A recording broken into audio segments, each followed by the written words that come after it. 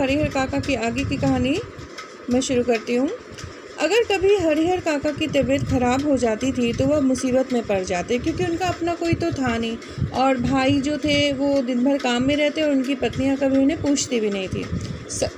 हरिहर काका की कोई संतान भी नहीं थी। इतने बड़े परिवार के रहते हुए भी कोई उन्हें पानी देने वाला नहीं था।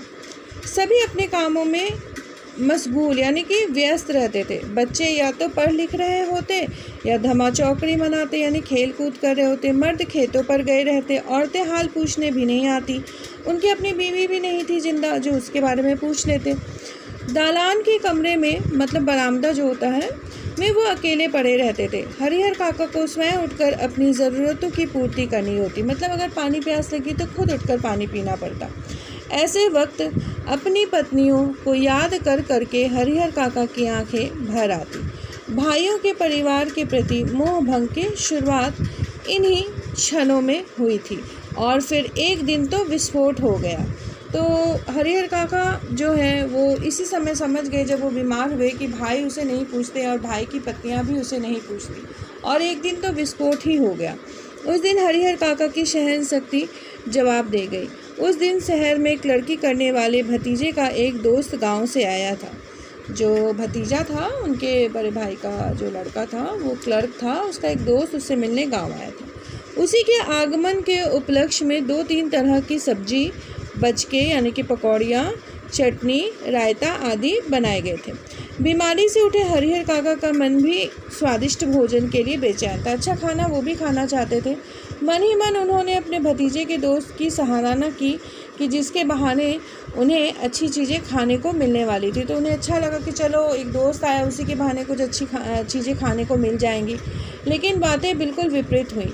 सबों ने खाना खा लिया और उनको कोई पूछने तक ही नहीं आया। उनके तीनों भाई खाना खाकर खलिहान में चले गए। दबनी हो रही थी। वे इस बात के प्रति निश्चिंत थे कि हरिहर काका को तो पहले ही खिला दिया गया होगा।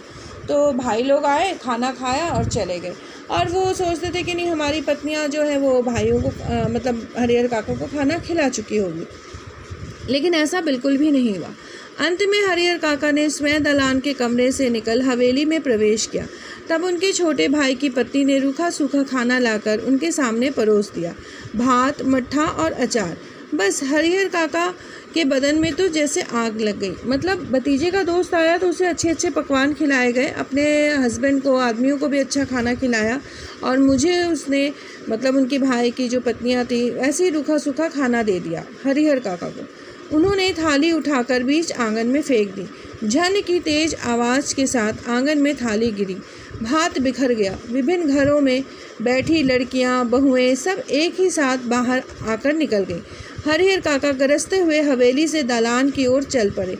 समझ रही हो कि मुफ्त में खिलाती हो तो अपने मन से यह बात निकाल देना। मेरे हिस्से के खेत की पैदावार इसी घर में आती है।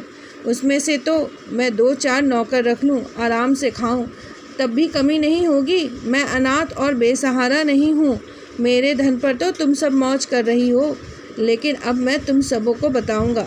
बहुत गुस्से में थे हरिहर काका। उन्होंने कहा कि जो मेरे हिस्से की खेत है उसे जो भी अनाज पैदा होती है वो इसी घर में आती है, और तुम सब उसी अनाज को खाते हो और मुझे ही रूखा सूखा खिलाते हो। मैं मुफ्त का खाना नहीं खा रहा हूँ, लेकिन अब मैं तुम्हें बताऊँगा। मैं चाहूँ तो जितना अनाज मेरे खेत से आता है ना उसमें 2-4 नौकर अपने लिए रख लूँ, लेकिन परिवार में हूँ, नौकर नहीं रखा। तुम लोग मुझे रूखा सूखा खाना खिलाते हो। अब मैं तुम्हें बताऊँगा।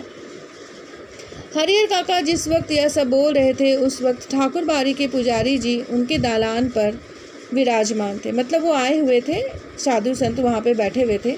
वार्षिक हुमाद के लिए वह घी और शकील लेने आए थे। तो हर साल जब यज्ञ वगैरह होता है तो उसके लिए घी और बत्ती, रुई बत्ती को शकील कहते हैं, लेने के लिए वो ठाकुर बाड़ी से हरिहर काका के घर आए हुए थे। लौटकर उन्होंने महंत जी को विस्तार से के साथ सारी बात बता दी। जो पंडित थे ना बड़े, उनको सब कुछ बता दिया। उनके कान खड़े हो गए। वह दिन उन्हें बहुत शुभ महसूस हुआ। उस दिन को उन्होंने ऐसे ही गुजर जाने देना उचित नहीं समझा। तक्षणा टीका तिलक लगा, कंधे पर राम नामी लिखा चादर डाल ठाकुर बाड़ी से चल पड़े। तो उनको बड़ी खुशी हुई ये सारी बातें सुन करके, और उन्होंने सोचा महंत जी ने कि इस दिन को मैं ऐसे ही गुजर जाने नहीं दूंगा। तो अच्छी तरह से वो तैयार व्यार हो करके मतलब ठाकुर बाड़ी से निकल पड़े। संयोग अच्छा था, हरिहर के दालान तक नहीं जाना पड़ा, रास्ते में ही हरिहर मिल गए। तो उस दिन अच्छा था, हरिहर काका उन्हें रास्ते में ही मिल गए थे। गुस्से में घर से निकल वह खलिहान की ओर ही जा रहे थे, वो बहुत गुस्से में थे, लेकिन महंत जी ने उन्हें खलिहान की ओर जाने ही नहीं दिया और वो अपने साथ ठाकुर बाड़ी यानी मंदिर उसे ले आए। किसे? हरिहर काका को। फिर एकांत कमरे में उन्हें बैठा खूब प्रेम से समझाने लगे, हरिहर यहाँ कोई किसी का नहीं है, सब माया का बंधन है। तू तो धार्मिक प्रवृत्ति का आदमी है, मैं समझ नहीं पा रहा हूँ कि तुम इस बंधन में कैसे फंस गए। ईश्वर में भक्ति लगाओ, उसके सिवाय कोई तुम्हारा अपना नहीं है। पत्नी, बेटे, भाई, बंधु सब स्वार्थ के साथी हैं। जिस दिन उन्हें लगेगा कि तुमसे उनका स्वार्थ साधने वाला नहीं है, उस दिन वे तुम्हें पूछेंगे भी नहीं। इसलिए ज्ञानी, संत, महात्मा ईश्वर के सिवाय किसी और से प्रेम नहीं लगाते। तो महंत जी हरिहर काका को ले आए अपने साथ मंदिर और एक कमरे में बैठाकर उन्हें समझाने लगे कि तुम जिस परिवार में रहते हो वो सब मोह है, माया है और कुछ भी नहीं है। तुम्हारे पास आज खेत खलिहान है तो तुम्हें पूछ रहे होंगे, लेकिन आगे जाके तो वो तुम्हें पूछेंगे भी नहीं। ये सब सिर्फ मोह माया है और कुछ भी नहीं है। तुम एक अच्छे इंसान हो, धार्मिक प्रवृत्ति के हो तो भगवान में मन लगाओ। तुम्हारे हिस्से में 15 बीघे खेत है, उसी के चलते तुम्हारे भाई के परिवार तुम्हें पकड़े हुए। तुम एक दिन कहकर तो देख लो कि अपना खेत उन्हें न देकर तुम किसी दूसरे को लिख दोगे, वह तुमसे बोलना बंद कर देंगे, खून का रिश्ता खत्म हो जाएगा। तुम्हारे भले के लिए मैं बहुत दिनों से सोच रहा था, लेकिन संकोचवश नहीं कह रहा था। आज कह देता हूँ, तुम अपने हिस्से का खेत ठाकुर जी के नाम लिख दो, सीधे बैकुंठ को प्राप्त करोगे। तीनों लोक में तुम्हारी कीर्ति जगमगा उठेगी। जब तक चांद सूरज रहेंगे, साधु संत तुम्हारे पाँव पखारेंगे, सभी तुम्हारा यशोगान करेंगे। तुम्हारा यह जीवन सार्थक हो जाएगा। अपनी शेष जिंदगी तुम इसी ठाकुर बाड़ी में गुजारना, तुम्हें किसी चीज़ की कमी नहीं होगी। एक मांगोगे तो 4 हाजिर की जाएगी। हम तुम्हें सिर आँखों पर उठाकर रखेंगे, ठाकुर जी के साथ साथ तुम्हारी आरती भी लगाएंगे। भाई का परिवार तुम्हारे लिए कुछ भी नहीं करेगा। पता नहीं पूर्व जन्म में तुमने कौन सा पाप किया था कि तुम्हारी दोनों पत्नियां अकाल मृत्यु को प्राप्त हो गई। तुमने औलाद का मुंह भी नहीं देखा। अपना यह जन्म तुम अकारथ न जाने दो। ईश्वर को एक भर दोगे तो 10 भर पाओगे। मैं अपने लिए तो तुमसे मांग नहीं रहा हूँ, तुम्हारा यह लोक और परलोक दोनों बन जाए, इसकी राह मैं तुम्हें बता रहा हूँ। तो यहाँ पे पंडित जी ने उसे नई सीख दी कि तुम्हारे पास 15 बीघे ज़मीन है, अब तुम ऐसा करो कि वो सारे ज़मीन जो है तुम मंदिर के नाम कर दो। मंदिर के नाम इतना बड़ा दान करोगे तो तुम्हें भगवान की तरफ से बहुत पुण्य प्राप्त होंगे, सब जगह तुम्हारा नाम होगा और मंदिर के जितने पंडित हैं वो तुम्हें बहुत पूछेंगे, मान देंगे। देखो घर में तो कोई तुम्हें पूछने वाला है नहीं, भाई और भाई की पत्नियां वो तब कभी तुम्हें पूछेंगी नहीं। अगर तुम कह दोगे कि तुमने ज़मीन किसी को दे दी तो तुम्हारे सारे रिश्ते वो ख़त्म कर देंगे। तो इसीलिए पुण्य को प्राप्त करो, अपनी ज़मीन जो है वो ठाकुर बाड़ी यानी कि मंदिर के नाम कर दो। इस तरह से महंत ने हरिहर काका को समझाया। हरिहर देर तक महंत की बातें सुनते रहे। महंत जी की बातें उनके मन में बैठ रही थी।